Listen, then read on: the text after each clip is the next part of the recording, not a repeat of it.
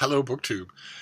I have to assume that if getting some free books in the mail will pick up my spirits, as it's known to do, then getting a mountain of free books in the mail will pick up spirits even as low as the ones I've had in the last few days, at least for a little while. So I thought instead of doing a mail haul in this video, we would do an enormous mail haul and see what kind of... what are you doing? Oh, Frida Bean. Here, come and see your fans. If you're going to act up, you might as well see your fans. There you go. There you go. You're such a good girl. Yes, you are. So I thought that's what we do right now. Just go through an enormous mail haul and see what kind of fun we have. See what kind of things we're interested in. So quite a few of these are probably things that I requested. Quite a few of them are probably things I did not. And it's always fascinating to know what interests you. So let's see what we have here. And just, I know it's an old and trite saying, but let's try and forget our troubles. My troubles, anyway. So let's see what we have here to start off with.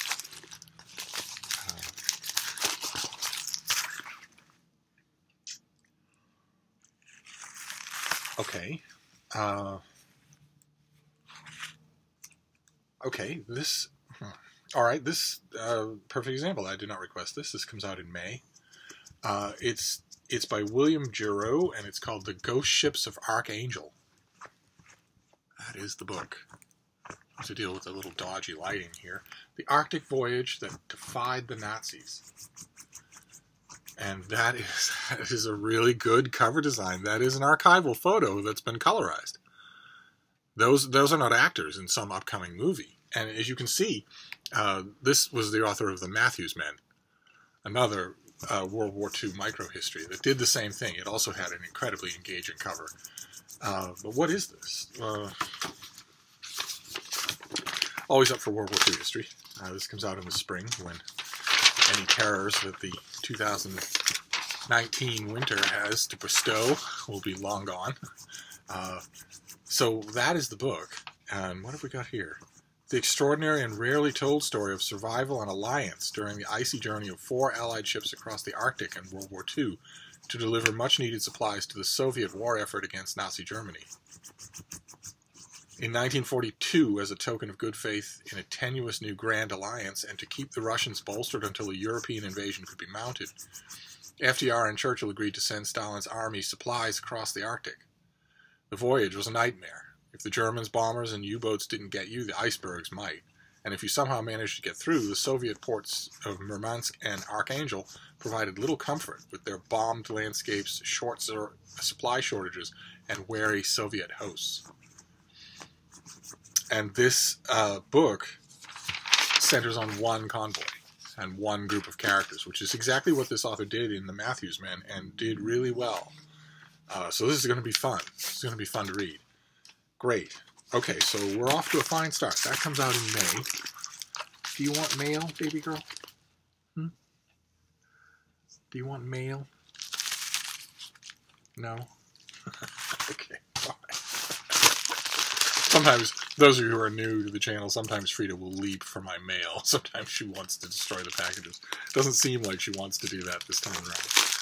And of course, it's totally up to her, so... If you want these, you're free to have them. No? No. Oh, great. Okay. How are we going to put all this stuff? We've got a lot of books to go through here. I requested this because it looks fantastic. This is by Peter Hessler, and it's called The Buried, an Archaeology of the Egyptian Revolution. A book about the Egyptian Revolution and the Arab Spring, but very different sounding. Let me see. I have a good vibe about this, good feeling that I might like it. Drawn by a fascination with Egypt's rich history and culture, the author moved his wife and twin daughters to Cairo in 2011. He wanted to learn Arabic, explore Cairo's neighborhoods, and visit the legendary archaeological digs of Upper Egypt. But not long before he arrived, the Egyptian Arab Spring had begun, and the country was thrown into chaos.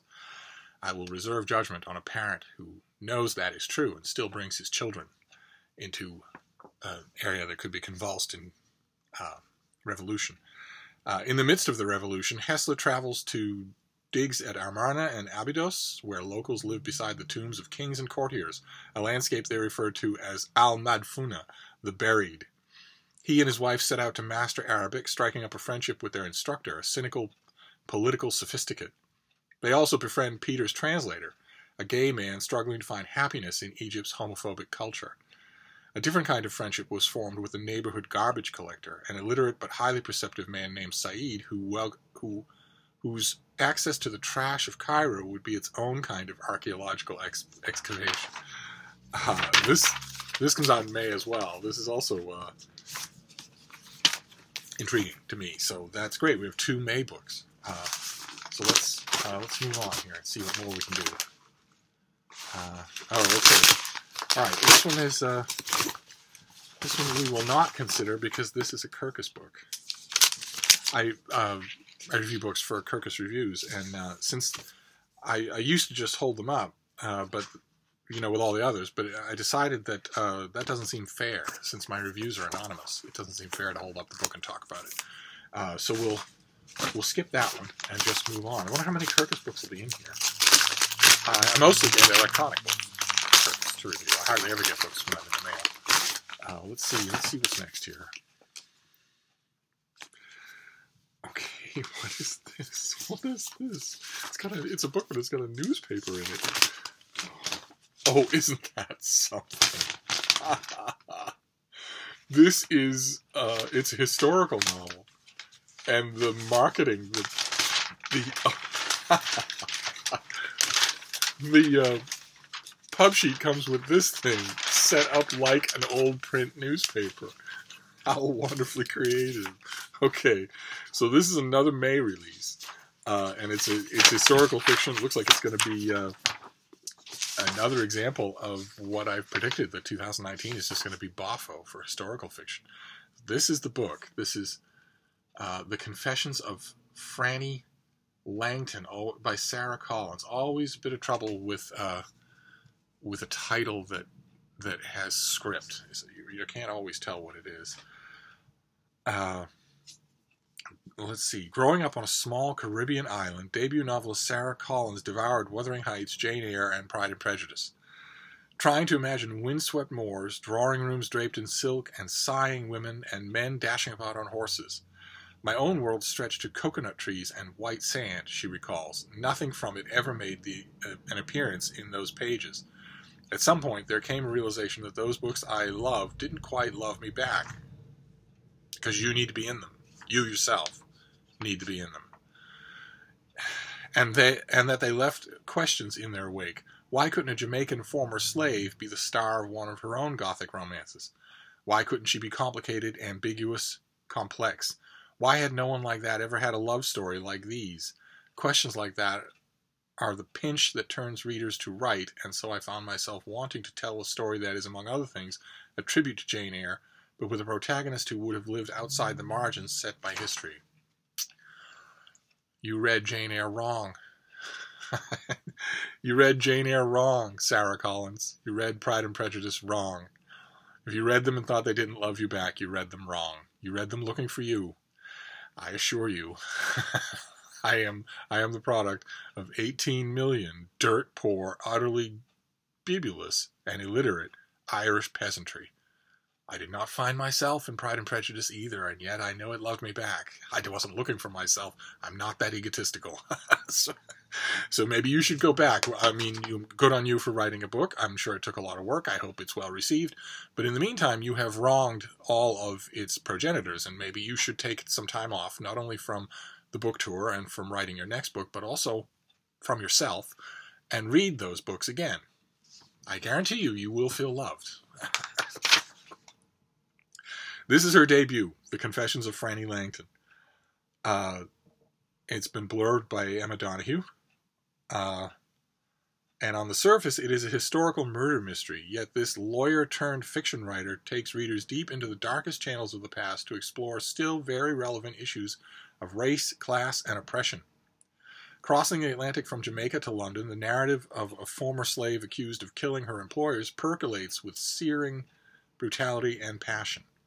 Franny, a young Jamaican woman brought to London in 1826 as a gift to an eminent natural philosopher and his eccentric French wife, has been charged with their murders, a scandal that is the talk of the town.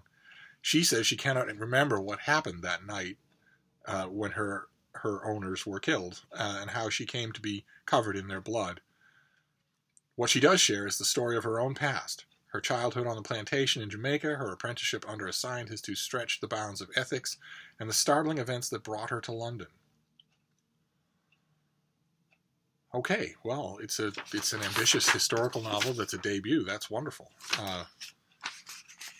And of course, the author didn't write the pub sheet, so we don't know if the gratuitous slap at great fiction was her idea or not.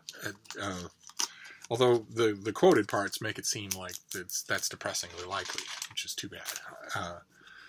We shall see. We shall see if it's any good. I love the fact that it has a period newspaper tucked inside it. I'll have to remember to hold on to that. All right, let's keep going here. They didn't love her back because she didn't see herself in them. Okay. All right. Now we have the finished copy of The Aerialists, collection of short stories by Mark Mayer, due in late February. I think we saw this already. This is the finished copy. It's his debut, so another debut. Fantastic. A fiercely inventive collection of 9 stories in which classic circus figures become ordinary misfits seeking grandeur in a lonely world. The circus has always been an assortment of American exaggerations, the bold, the beautiful, the freakish, the huge.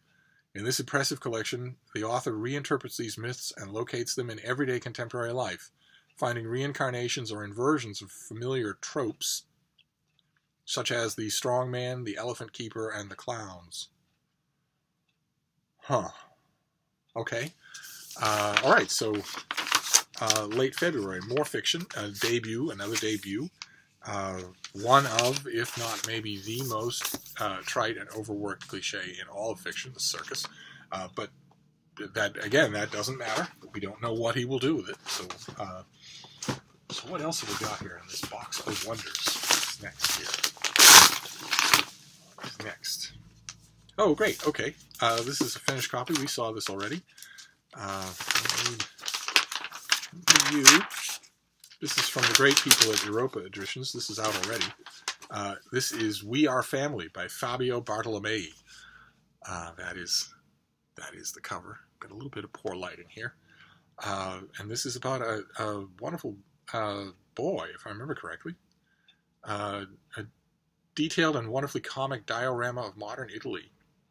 Heartwarming and inspiring adult fable around a modern-day Peter Pan, his everyday miracles, and the bittersweet quotidian joys of life.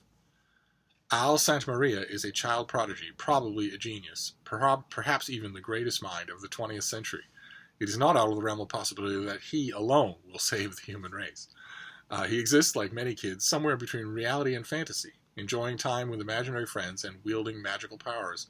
He has a wonderful relationship with his father, Mario Elvis, and his mother, Agnes, and he's convinced that he has the best family in the world. But life isn't all roses for the Santamaria family. Okay, and I haven't read this yet, which is terrible because I've been back for almost 2 weeks now, so I should be getting to all this. Well, I will be. I am reading voraciously to make up for lost time, and I'm reading across. I'm not sticking to January, so I'm back to my old habits here of reading hungrily and everywhere in an attempt to catch up on the time I lost. So let's see. What is this next one? This is due in early March. It's by Gioacchino Criacco, translated from the Italian by Hilary Gully. It's called Black Souls. It's already won awards in... it's become an award-winning film in Italy. And this is the author's English-language debut. So yet another debut of a kind. Okay. In this novel, 3 young men grow up in the shadows of 2 southern Italian monoliths. The rugged, idyllic Aspromonte Mountains of their childhood and the insidious and omnipresent reality of the Calabrian Nangdran. I don't even know how to pronounce that. No idea. It's a name for a Calabrian gang, a Calabrian mafia, but I have no idea how to pronounce it. Don't even recognize it as a word, and it keeps getting repeated throughout this pub sheet. The mob has recently come to the forefront of European and American conversation, but for years, Italy's most powerful syndicate was less well known, mostly thanks to Hollywood, than the Sicilian Cosa Nostra or Campanian Camorra. As of 2008, this mob, whose name I don't even recognize as a word, it looks like gibberish, Ndrangheta, was valued at 55 billion euros, and that, coupled with a handful of high-profile assassinations, has brought the organization into the light. It is estimated that this mob's business represents 3% of the Italian gross domestic product, and that's just the portion that flows through traditional banking. And this is, apparently this is concerned less with the workings of that gang and more with a childhood spent hunting and farming, cherished family dinners, and boyish mischief. I don't really see how those two things really mesh. It's either about one or it's about the other, I would think. But I don't know. It's not anything I requested, obviously. I'm not familiar with it in any way, so we'll just have to see. I will definitely read it. Let's see. Let's get going here. Let's see what we're doing. What we're doing next. Not really a Steve book yet. Not one. Okay. This next one will not qualify. This comes out in early February. This is the new book by Jane Harper, who did The Dry. This is the American version of The Lost Man.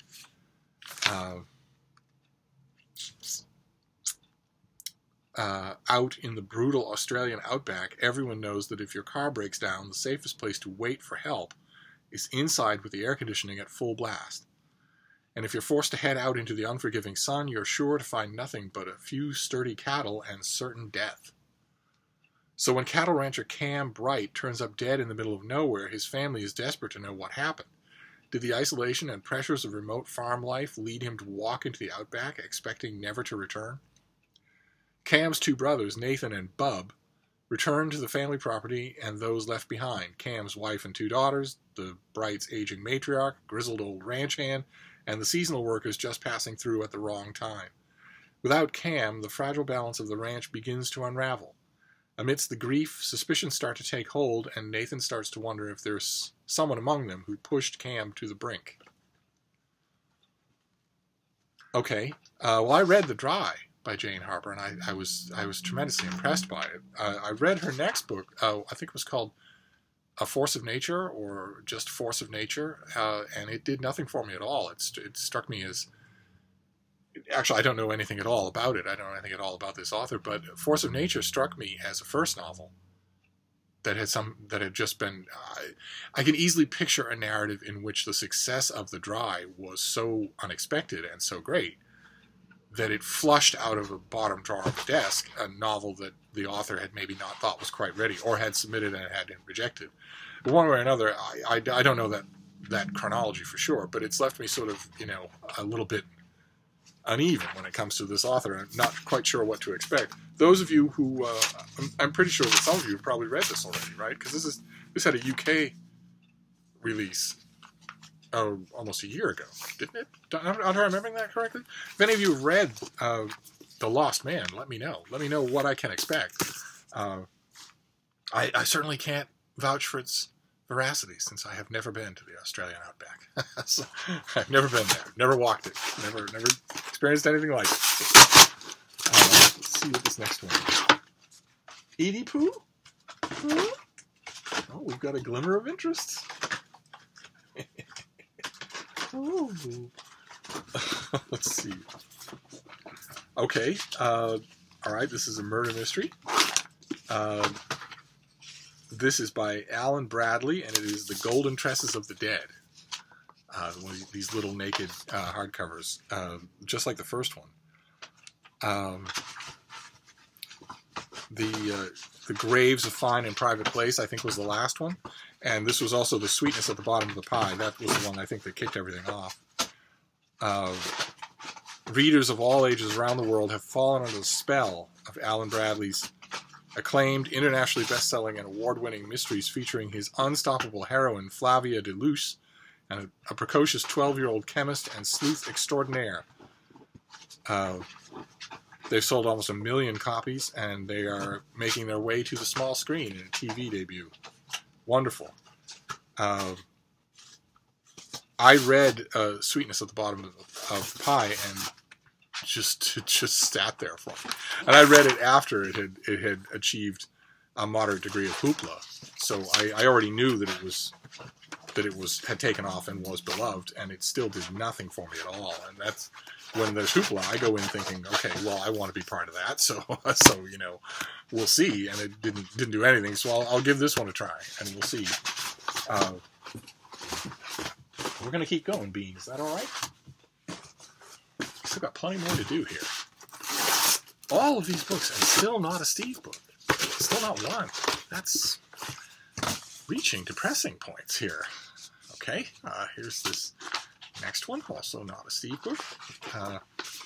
This is another thriller. Comes out in early February. I think you might have seen this before. This is by Tom Hunt. It's called One Fatal Mistake.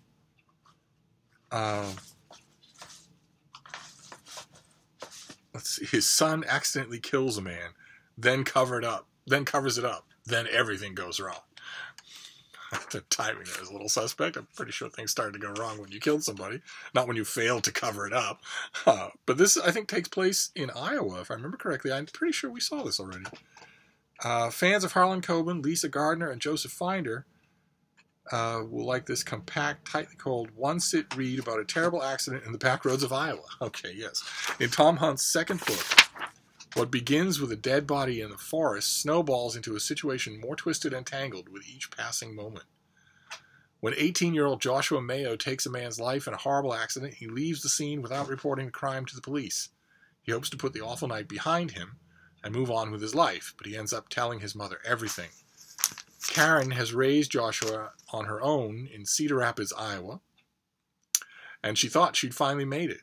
He was doing well in school and was only months away from starting college. After hearing his dark confession, she's forced to make a choice no parent should have to make, one that draws them both into a web of deceit that will change their lives forever, if they make it out alive. And the author is an Iowa native, and expertly captures the isolation and all the opportunity for crime that comes with it just outside Cedar Rapids. I remember this. I remember when we got the advanced copy of this, I did a little comedy riff on how it's not the wastes of Siberia outside of Cedar Rapids. There are all sorts of bedroom suburbs of Cedar Rapids. It's strip malls and skateboard parks. It's not exactly the Wild West. What are you eating, little girl? You're certainly acting up, aren't you? Don't eat that. Frida Bean, I swear. Yeah, we saw this already. This comes out in early February. It retains the glaring moral blind spot that we pointed out when it first arrived, which is that the mother does not face a difficult choice. If her son or anybody else confesses to her that he killed somebody, then she has to report it to the police, or she is guilty of murder. So I don't know what the moral dilemma is. I guess maybe the author thinks that mothers would not do that mothers would not turn their child in. Is that true? Could be. It could be. Anyway, let's move on. I am now resigned to the fact that although a nice long mail haul is great because it's good to see you, the fates have not quite reached the point where they're going to give me a Steve book, much less 10 of them. That's all right. That's okay. Oh, God. All right. He just got mentioned, and here he is. This is Joseph Finder. This is Joseph Finder's new book, Judgment. Actually, I've noticed another thing. I've mentioned it a couple of times so far. 2019, I've said, looks like it's going to be a great year for historical fiction. It also looks like I'm going to get bombarded with thrillers. It looks like there might be more high-profile, high-release thrillers, including lots of debuts, than in previous years. And I'm going to have to make account for that. I'm going to read them all. I love a good thriller, and I hate a bad one. And I'm thinking that probably for my epic year-end Steve Reads Roundup, I probably need a thriller category for 2019, if not for every other year. But this is going to be Joseph Finder. I'm not sure to what extent I even need to read about this. As the Russian term kompromat continues to make national news headlines, best-selling author Joseph Finder returns with another masterful and timely new thriller, a powerful story about a female judge and the one personal misstep that could cost her everything. Well, one personal misstep would be better than a whole career of personal missteps. It would certainly be a lot better than being told in 2006 that no American bank will lend you any money whatsoever, not even a $20 bill, and then being told later in 2006 that Russian state-owned banks will lend you any amount of money that you want. And let's talk about payment down the line. We don't even need to worry about it. However much you want is how much you can have. And that from 2006 until 2015, maybe, one of those compromised people borrowed liberally in exchange for all kinds of favors. Fortunately, that's that second thing, the scenario that I'm describing, must be the thing, the stuff of a cheap thriller. That couldn't be real life. And you know, in a cheap thriller, some thriller writers are so bad, they think so little of the intelligence of their audience, that even if they started to tell the story of such a person who is maybe, let's say, a publicly known real estate swindler and tycoon, who is now financed up to his eyeballs by state-owned Russian banks, some thriller writers would be dumb enough to then make the plot twist that that person gets elected president, even though that is so obviously unbelievable. It would never happen. What it would require is for that person's entire political party would have to be in the know. To lay down like sick dogs, it would have to require that an entire intelligence agency be put out into the cold and ignored by the American people. It would have to, there are so many unbelievable factors in such a story. We'll have to hope this book is more believable than that. Let's see. Juliana Brody is a rising star in the judicial world, a judge in the Superior Court of Massachusetts. She is rumored to be in consideration for the federal court, and maybe even someday for the highest court in the land. At a conference in Chicago, she meets an attractive yet vulnerable man, and in a moment of weakness has an unforgettable night with him. They part with an explicit understanding that this must never happen again. Juliana is married with a family. But back home in Boston, it becomes clear this was no random encounter. The man from Chicago proves to have an integral role in a case she's presiding over, a sex discrimination case that's received national attention. To her horror, she discovers that she's been entrapped. Her night of infidelity has been captured on video. Strings are being pulled in high places, a terrifying unfolding conspiracy that will turn her life upside down. Her career, her family, and then her life are on the line. Okay, so what's she worried about? So, rumors are starting to circulate that there's someone who can pin a illicit night of passion on her and has video evidence of it. So an illicit sexual infidelity in her past is going to come up. And she's worried that that's going to prevent her from getting onto the federal circuit. And that's going to prevent her from getting on the U.S. Supreme Court. Those sound like job qualifications for both of those positions to me in 2019. Not disqualifications. They sound like the thing that the recruitment office for the federal bench would be looking over your resume saying, I'm not seeing many felonies here. Any excuse for that? I think 2016 to 2024, I think, is going to do a lot to rewrite a lot of these ripped from the headlines social potboilers, rewrite their believability, rewrite their, how strange they seem.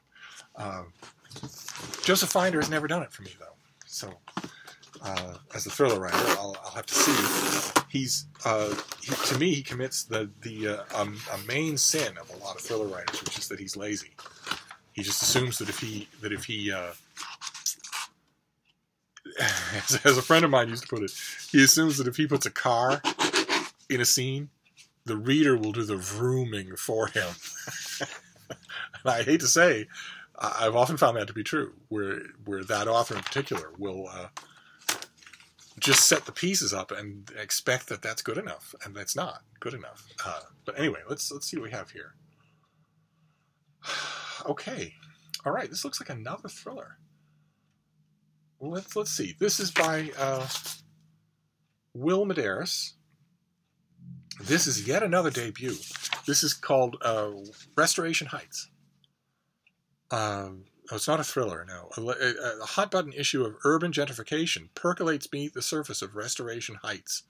A dazzling debut by Will Medeiros about Brooklyn, art, racial politics, and class, all wrapped in a masterfully wrought noir mystery. Okay, it is a thriller.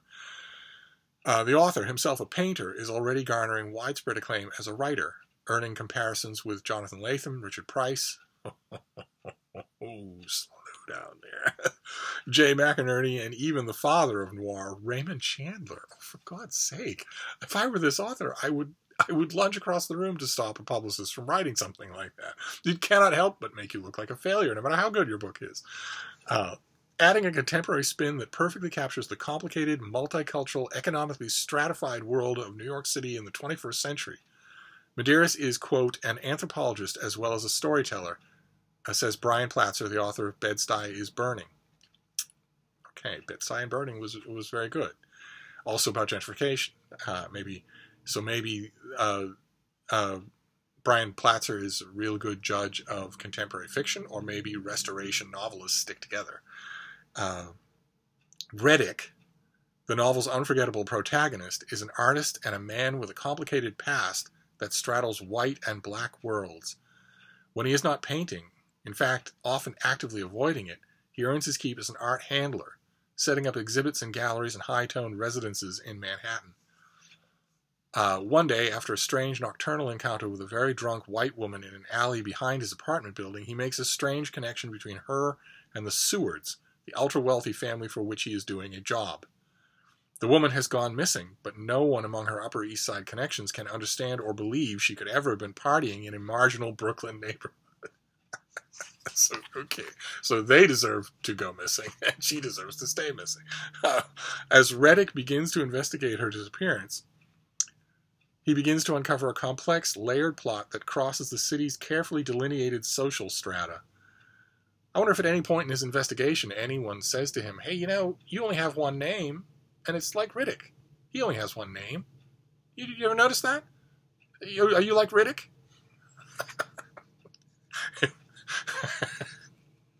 If I had been in a position as a beta reader to read a draft of this, I would have put that question. Are you like Riddick? In the margins, every single time the name appeared anywhere in 250 pages. So that by the time the author was done reading it for the 5,000th time, he maybe got my point. But anyway, this comes out soon. This comes out in late January. I think we saw this already. Maybe slightly retooled. And if I remember correctly, with a very different cover. A very much better cover than this. This is standard thriller. Don't I remember this having... I'll have to check my shelves. I seem to remember this having a much better cover in the advance copy.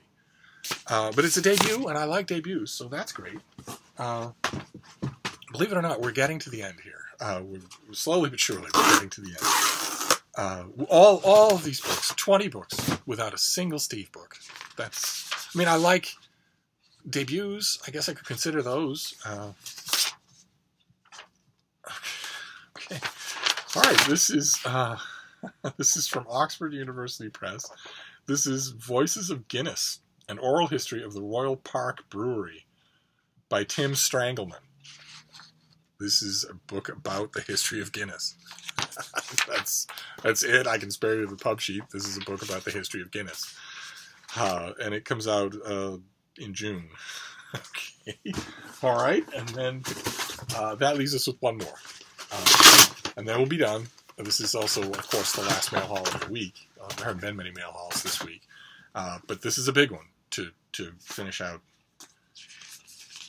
Okay. Okay. All right. This is going to be a paperback original. This is A People's Future of the United States.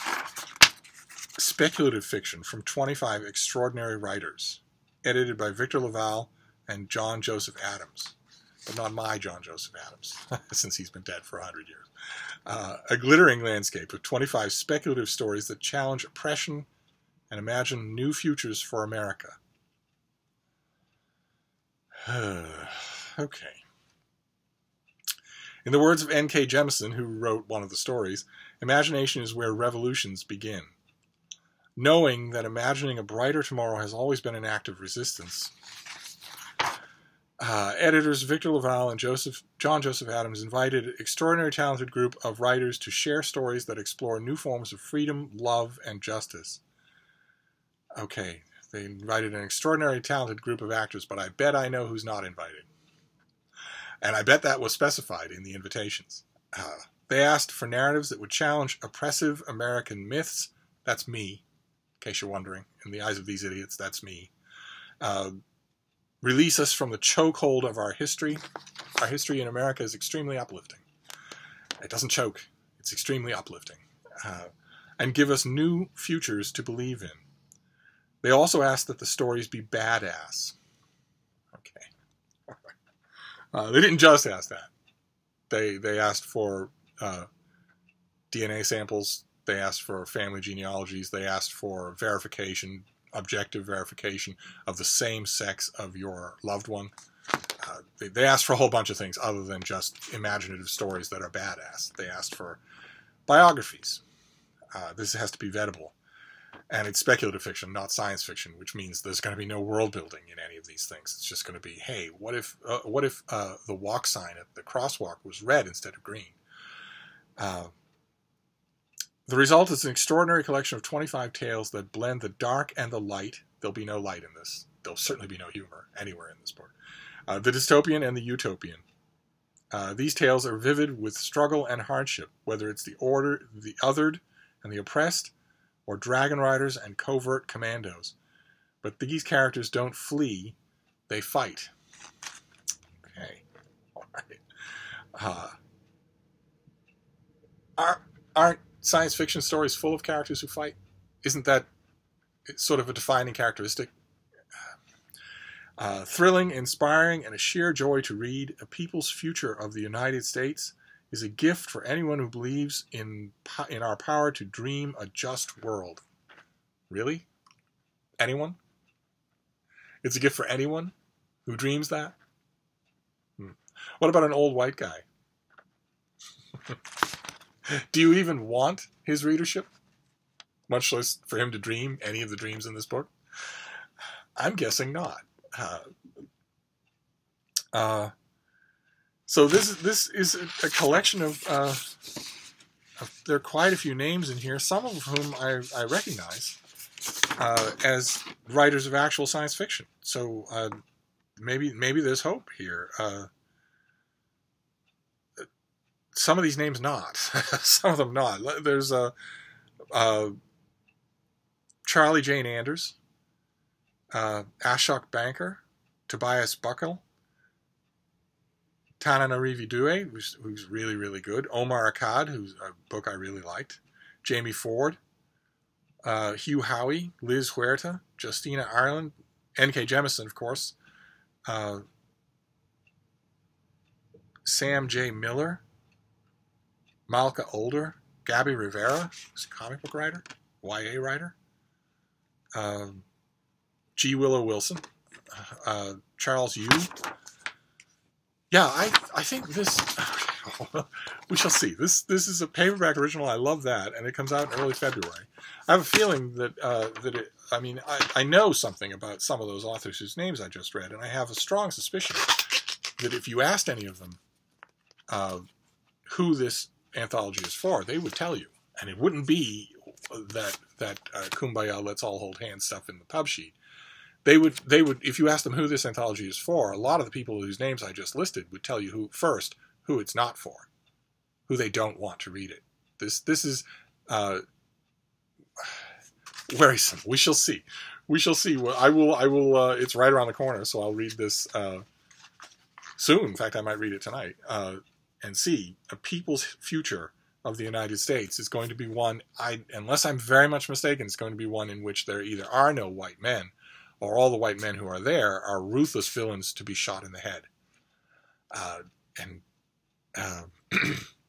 That's going to get a little tiresome. But if it's true, it might not be true. So we shall see. So what have we got here? Let's try and do a pyramid. That is the end of the mail. So we've got Restoration Heights, gentrification thriller. We have Judgment by Joseph Finder, unwittingly post-Kavanaugh thriller. We have One Fatal Mistake by Tom Hunt, yet another thriller. This one's set in Iowa. We have The Lost Man by Jane Harper, yet another thriller. This one's set in Australia. I think that might be it for thrillers. We have Voices of Guinness, a history of Guinness. We have Black Souls in an English language translation. We Are Family in another English language translation from the great folks at Europa Press. We have Aerialists, circus-themed debut short stories. The Confessions of Franny Langton, debut historical fiction, very impressive. The Buried, about sort of a personal look at the Arab Spring in Egypt. The Ghost Ships of Archangel, by an author whose previous book I really enjoyed. I'm hoping that I still have a copy. That would be embarrassing if I didn't. The Golden Tresses of the Dead, a murder mystery series that has never done anything for me. I'll give this new one a try and we'll see. And People's Future of the United States, a forthcoming paperback collection of speculative fiction. Sounds like it's going to irritate me, but one of the things about it that definitely doesn't irritate me is that it's a paperback original. Those are kind of rare. So anytime that one appears, I'm happy to see it. And then the other thing was Kirkus book that I'll deal with on my own. So, although I think all of these things are going to get a backseat to this edition of Horace, I prettied it up a little, and I haven't read it in forever, so I'm probably just going to read it and pick myself up that way. Although this was fun. Sorry that it's hideously long, but that was our final mail haul of the week. A nice long chat about books. Let me know. Obviously, you can tell. I mean, you've been watching me for a long time. You can read my body language and my voice. You know that none of these things really wowed me. It could be that The Buried will wow me after I read it, but none of these things had me squealing. And I'm curious to know what you made of it. Do these things have you squealing? What stuck out for you as stuff that you might really like? Let me know, and we'll talk in the comments. And I'll see you later. Thanks for the patience, BookTube.